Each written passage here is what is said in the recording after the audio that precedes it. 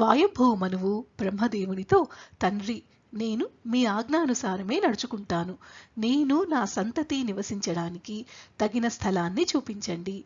ఎందుకంటే సమస్త జీవరాశులకు నిలయమైన భూమి మహాసముద్రంలో మునిగిపోయి ఉన్నది. అటువంటి భూమిని నీటి నుండి పైకి తీసుకొని వచ్చే ప్రయత్నం చేయండి అని అడిగాడు. అప్పుడు బ్రహ్మదేవుడు భూమిని ఏ విధంగా ఉద్ధరించాలా అని ఆలోచించసాగాడు. నేను సృష్టి కార్యంలో నిమగ్నమై ఉండగా ఈ భూమి సముద్ర జలాలలో మునిగి రసాతలానికి చేరింది. ఏ పరమాత్ముని నుండి నేను ఉద్భవించానో అతనే పరిష్కారం చూపగలడు అని బ్రహ్మ ఆలోచించసాగాడు.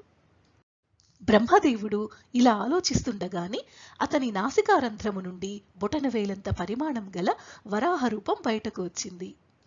బ్రహ్మదేవుడు చూస్తుండగానే ఆ చిన్న వరాహ రూపము ఒక్క క్షణంలోనే ఒక పెద్ద ఏనుగు అంతటి ఆకారంలోకి మారిపోయింది.